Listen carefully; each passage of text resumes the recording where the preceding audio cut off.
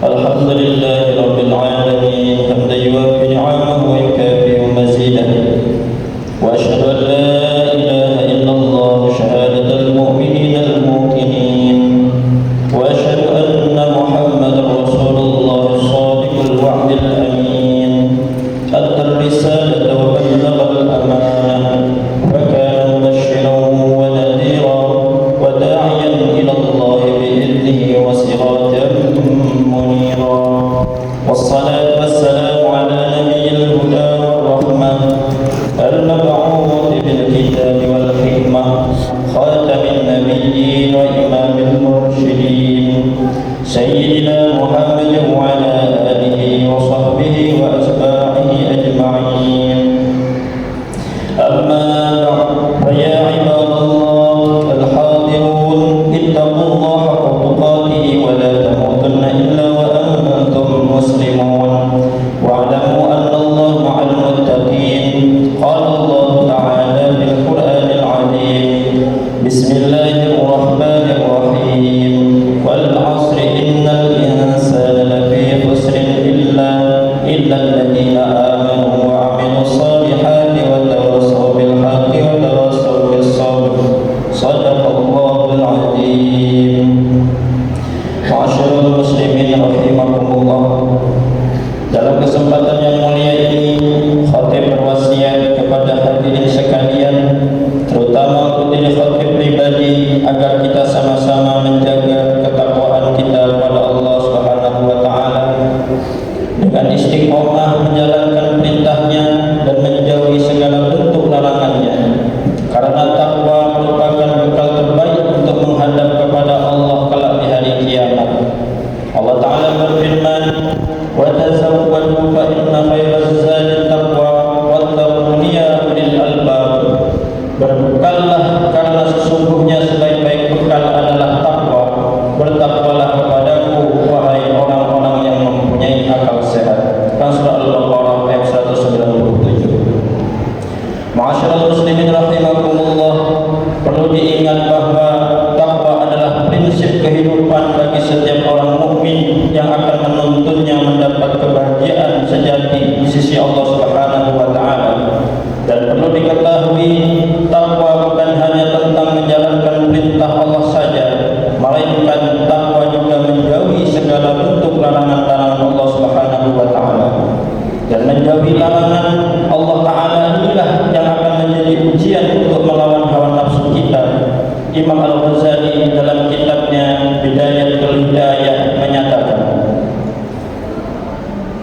i'lam anna lid-din syatrain ahaduhuma tarkul manahi wal akharu fi'lut ta'ati wa tarkul manahi huwal ashaddu fa innal ta'ati yaqdiru 'alayha kullu wahid wa tarkus syahawati la yaqdiru 'alayhi illa as-siddiqun. Yang artinya, ketahuilah bahwa agama memiliki dua unsur penting. Yang pertama adalah meninggalkan segala bentuk larangan, dan yang kedua adalah menjalankan ketaatan. Dan meninggalkan larangan adalah yang paling berat, sebab menjalankan perintah mampu dilakukan oleh siapa saja, tetapi meninggalkan syahwat hanya bisa dilakukan oleh orang-orang yang sungguh-sungguh mencari ridha Allah Subhanahu wa taala. Ma'asyiral muslimin rahimakumullah, malu adalah salah satu sifat yang sangat penting dalam kehidupan manusia. Jika seseorang tidak memiliki rasa malu, maka mereka dapat melakukan apa saja yang mereka inginkan tanpa memikirkan konsekuensi atau dampaknya terhadap diri sendiri dan orang lain. Perubahan nilai dan norma sosial, pengaruh media sosial, dan tekanan untuk menjadi sempurna di mata publik dapat menjadi faktor-faktor yang menyebabkan menurutnya rasa malu di kalangan masyarakat. Banyak orang yang lebih memprioritaskan popularitas dan pengakuan daripada menjaga kesucian dan wibawa diri sendiri. Bahkan berkurangnya rasa malu ini bisa menyebabkan orang berani memamerkan kemaksiatan dan kejahatan. Oleh karena hal tersebut penting sekali bagi seorang mukmin memiliki sifat malu, karena dengan sifat malu tersebut ia dapat mengendalikan, mengelola pribadiannya agar tidak terjerumus dalam hawa nafsu yang mendorong pada kemaksiatan atau hal-hal yang buruk lainnya. Dalam Islam, malu dinilai sebagian dari bentuk keimanan, sebagaimana sabda baginda Nabi sallallahu alaihi wasallam, "Al-imanu bid'un wa sittuna syu'bah wal haya'u syu'batun minal iman." Artinya, iman itu memiliki lebih dari 60 cabang dan malu adalah salah satu cabang dari iman. Kita muttafaq alaih. Dalam kesempatan lain beliau Nabi juga bersabda, "Al-haya'u minal iman wal imanu fil jannah wal bada'u minal jafa wal jafa'u fin nar." Artinya, malu adalah bagian dari iman dan iman tempatnya di dalam surga. Sedangkan perbuatan keji tidak tahu malu adalah bagian dari keras kepala, dan keras kepala atau tidak mau menerima dan tidak peduli akan kebenaran tempatnya di dalam neraka. Hadis riwayat Ibnu Majah. Kiranya dua hadis ini cukup untuk kita jadikan pedoman bahwa rasa malu merupakan sifat yang penting dimiliki pribadi seorang mukmin. Ma'asyiral muslimin rahimakumullah. Selanjutnya Imam Abdul Laith Samarkandi dalam kitabnya Tanbihul Ghafilin membagi rasa malu menjadi dua aspek. Al-haya'u ala wajhain, haya'u bima bainaka wa bainan nas, wa haya'u bima bainaka wa bain Allah Ta'ala.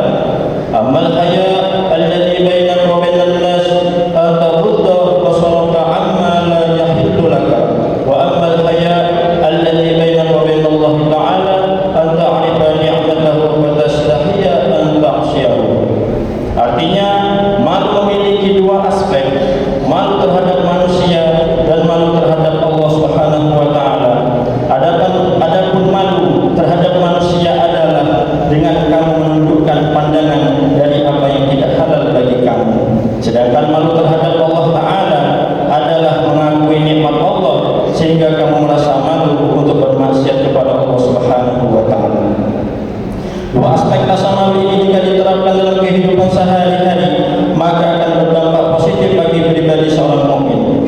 Sebab rasa malu yang mencakup dua aspek, yakni rasa malu terhadap Allah dan rasa malu terhadap manusia, akan membawa orang yang memiliki sifat malu tersebut untuk tidak gegabah dalam bertindak, mau itu sedang dalam keramaian atau sedang dalam kesendirian. Ma'asyiral muslimin rahimakumullah. Ma'abul Laith Samarkandi juga menukil nasihat sebagian ulama salaf kepada putranya, "Idza da'atka nafsuka ila kabirah, farmi bi basarika ila as-sama' wastahi mimman fiha, fa in lam taf'al farmi bi basarika ila al-ardi wastahi mimma fiha, fa in kunta la mimman fis sama'i takhafu wa la mimman fil ardi tastahi wa'bud nafsaka fi 'idadil baha'im." Artinya, ketika hawa nafsumu mengajakmu melakukan dosa besar, maka pandanglah ke arah langit lalu merasa malu dengan penghuni langit. Ketika kamu tidak melakukan hal tersebut, maka pandanglah ke arah bumi lalu merasa malulah dengan penghuni bumi. Dan apabila kamu tidak